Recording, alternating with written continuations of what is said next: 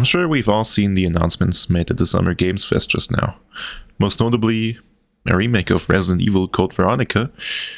Well, that announcement came flying in just at the right time, as I have been playing through all of the Resident Evil games over the past few months, including the remakes. Another announcement that almost completely flew under the radar was, for some reason, the original Hitman Trilogy Remastered. And that's a release I'll have to make a video on, if it comes out. Anyways, since I've been knee-deep in not only the Resident Evil remakes, but also a handful of others, I wanted to lose some thoughts on this whole, well, type of game, basically. First off, what is a remake? And how does it differ from a remaster?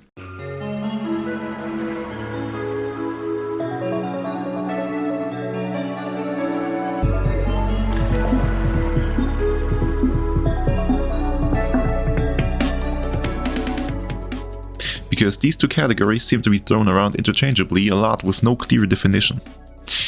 Well, a remaster simply boils down to improving upon a prior release. In video games, this is mostly done by improving the graphical fidelity, compatibility, and ease of use. Think Dark Souls Remastered. It's the exact same game as before, only with crisper graphics and new servers for the online. Besides that, no part of the game was touched. It's also somewhat important to note that most of these remasters don't shy away from using remastered somewhere in their title.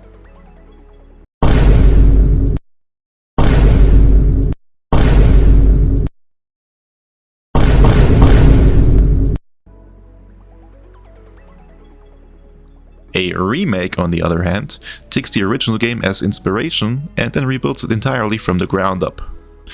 New gameplay systems, acting, story, environments, mechanics, practically recreating the game in the way it would be made if it were created today with today's technology and methods. For better or for worse. That all sounds really good in theory, but it can also be, well, let's just say not so good, as we'll see by a handful of examples later. Lastly, it's also important to distinguish these from the handful of other keywords video game publishers like to graft onto their titles, like Deluxe, Ultimate, Game of the Year, or any other titular words that might fit, like Royale for Persona 5 Royale, or Reload for Persona 3.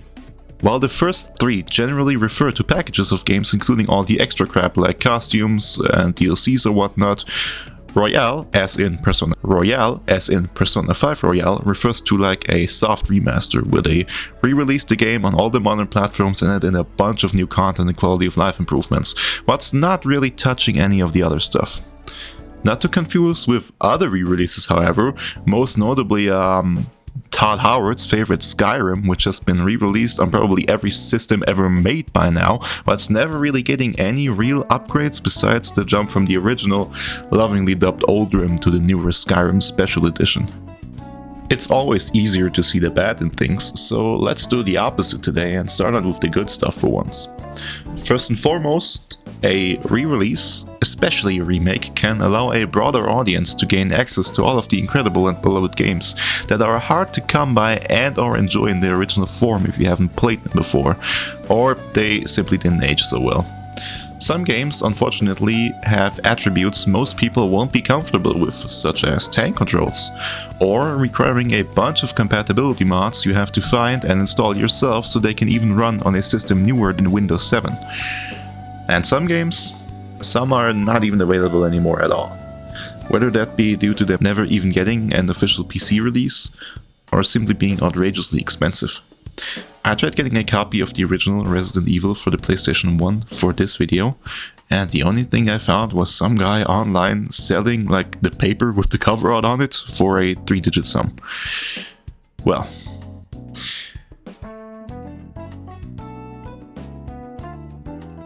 some hardcore fans will probably respond to this by saying, just run an emulator.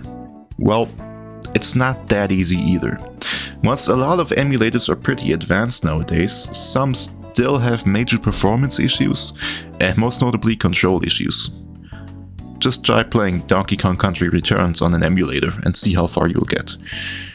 They also require you to source the game ROM yourself, which would legally mean owning the game anyway and extracting the ROM, or sourcing one from an apparently illegal source, which I can tell you from experience is a nightmare, considering you have to scour tons of sketchy sites and download links to eventually acquire one that actually works.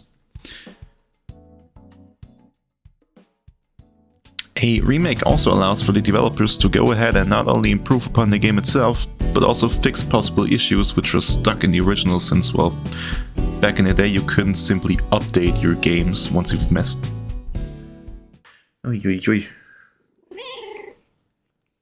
Since, well, back then you couldn't simply update your games once you've messed up, which is really a state we should go back to for the sake of quality. I'm not usually a fan of the whole graphics discussion, since using visuals as a judging point for games is highly overrated, but I do have to give big credit to remakes for almost always having incredible visuals. Like especially going through the Resident Evil 2 to 4 remakes. Thanks to these remakes, the games finally feel as grand and as threatening as they were intended to. Not that they weren't before, it's just a lot more appealing now. Now onto the bad stuff. The necessary contra. A sadly way too big common theme in these re-releases of any kind are, as just stated, the graphics. For a lot of them, it feels like these are supposed to be the main selling point, since visuals are sadly what sell games nowadays. It's just that sometimes it feels like they don't even care if the art style is right or their hyper-realistic Unreal Engine 5 graphics fit the game they're remaking. They just paste whatever graphical improvement they can onto it and then leave it be. Which not only leads to a compromised presentation, but also most notably performance issues on any system that isn't a quantum computer, especially in the Unreal Engine 5 case.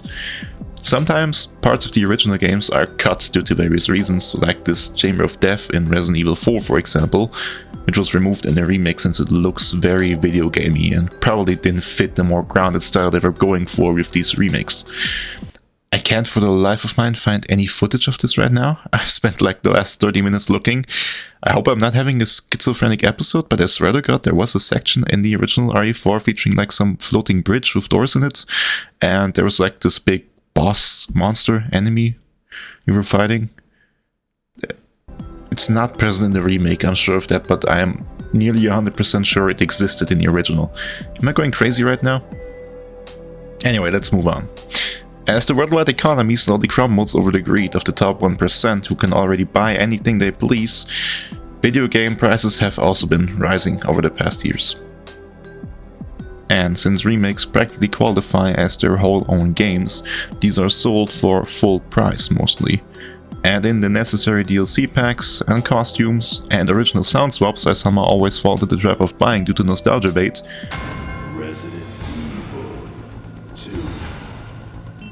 And we've got a pretty expensive game. This wouldn't be all too bad if you could still get the original work for its likely dramatically lower price, but some publishers in particular have also been known to simply remove the original from the storefronts to sell their more expensive remake. This not only hurts our wallets, but also the integrity of the originals, since they practically end up becoming abandonware due to greed. That also sucks if you want to play the original as well, since now you're forced to pirate, but that's on the publishers. By the way, I would have gladly bought the original Vice City on Steam and made you more money, but of course you need to delist it. Oh yeah, right, the music licenses were running out. Not like you could have just removed these songs like you did in a re-release anyway. Whatever. Now lastly, especially remakes can compromise parts of the original vision. Most notably, Silent Hill 2 and its remake. Silent Hill 2 OG and Silent Hill 2 Remake are practically two entirely different games in the way they play, look, feel, and the themes they convey. And I've seen both sides of this double-edged sword. People relentlessly hating the remake and people absolutely loving it. But this leads me to a central statement I'm about to make. Remakes, remasters, or re-releases of any kind, like the Persona 5 Royale thing, should never be treated as a replacement of the original work. They are separate. They should never be meant to replace one another. A thing I've noticed here is beneath the people who share the sentiment and people who really vocally dislike the Silent Hill 2 remake, which of course is totally fine, is that they seem to be thinking that Silent Hill 2 remake is out to replace the original. And sadly, the majority of the people who hate the remake don't even dislike it because of any of the changes made. They just make those up on the spot to cover up the truth. They don't like the fact that their favorite thing is not niche anymore. And they don't like the fact that the remake served as an entry point to so many people who would now go on to become Silent Hill fans, like myself, and also go back to play the original and the other games of 3 and 4 and the original. Well, I just said original 2 times. Anyway, and I somewhat get it. A newer and broader audience of people doesn't necessarily mean an improvement in the fanbase. Just look at what happened to Vocaloid ever since it started popping off 2 years ago. More people, unfortunately, will always mean more bad eggs, especially in a world like ours that has gotten so hostile and miserable, but that doesn't mean we shouldn't aspire to share our favorite things. And I urge everyone here to do just that. Recommend or show your favorite things to your friends. Make something together and not against each other. A thing I will agree on, however, is how they milked that Silent Hill 2 remake by rushing out a fucking movie after its release, and that, I will agree, it actually entirely compromised the original work and was just made to squeeze every last penny out of the success of the Silent Hill 2 remake, but that's another thing. I actually can't even think of another video game movie that was good. Okay. So the bar was set pretty high. Now that we've talked at length about re-releases, it's time for me to draw a conclusion. Am I a fan of them? Yeah, mostly. Without these, I would have never gotten to experience some of my now favorite franchises. Like I've talked about, Resident Evil, Silent Hill, hell, even Dark Souls. In my ideal world, moving forward, once a game is re-released in any way, shape or form, it should always keep the original work up, or even bundle it with the re-release, and if it's a remaster, it should give you the option to turn off the new visuals or controls and go back to the original if you just want the system compatibility and performance. Remakes should also always somehow keep the original and should especially be used for games that are tied together, like Capcom has expertly done with Resident Evil. They practically remastered every game you need to play to understand the new Resident Evil Requiem and its characters and story. So I think they're important, and there are still a bunch of games that deserve remasters or remakes, just to push them to a broader audience. Here are some notable examples of games I personally wish got these, and I'd love to hear some of yours down in the comments. First off, Dark Souls 3 Remaster, or a Bloodborne remaster or PC port with better performance. Dark Souls 3 has nowadays, especially on the computer, some compatibility issues, at least I've encountered them, and especially it lacks the borderless Windows support, which is really ass because a lot of times if you tap out, the game just crashes itself. And Bloodborne, I think this is a no-brainer, remake or remaster PC port. You can only play it on the PS4, which means you can also play it on the PS5. I also played it on the PS5, but you still have a lock for 30 FPS. And that's really just, it was okay at the time, I think, but for someone like me coming from the other Souls games at 60 FPS or more, it really does hurt the gameplay itself.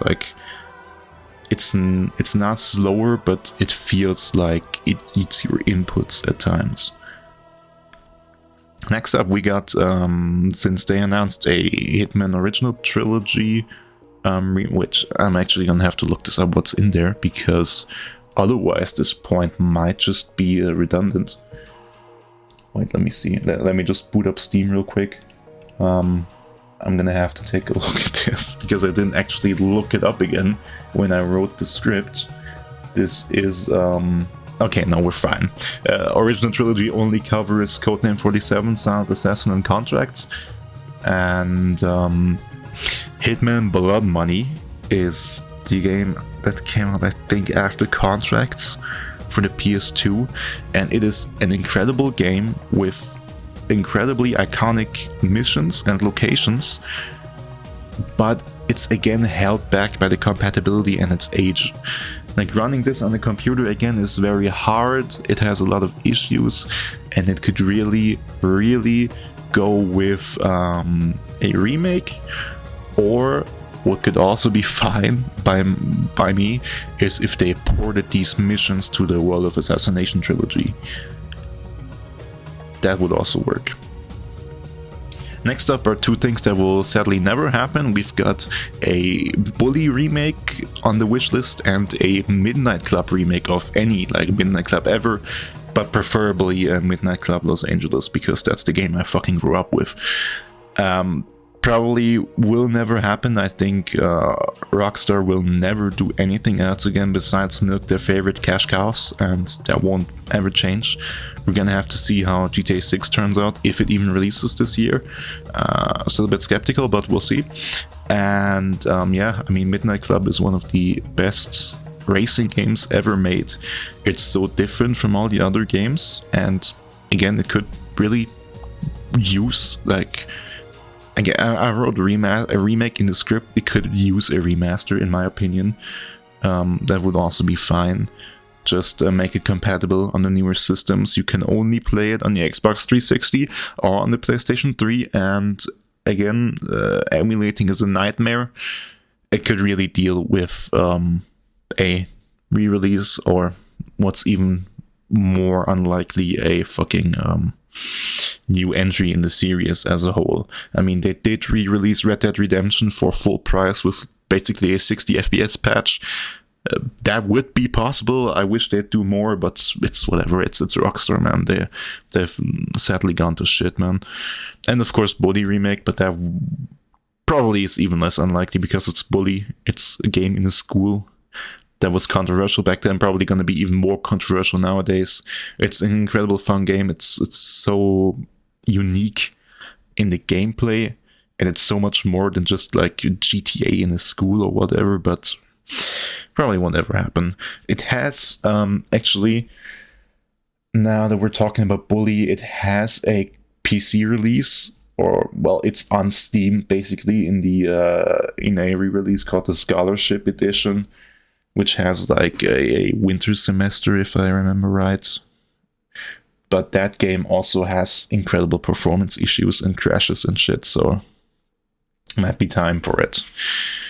And lastly, I wrote a Witcher 1 remake, which would be pretty cool. Witcher 1 is a really great role-playing game, which is really held back by its age, I think.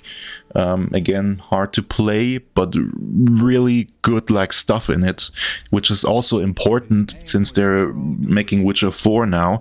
Since all these games are interconnected, it would be really cool to have like a way for players to be able to go back and play the first one. And I think a remake would be really fitting for this game. I think I actually heard tale of something apparently being in the works somewhere. Not 100% sure though, but I think we have pretty good chances of this actually coming to life. And yeah, that about wraps it for this video.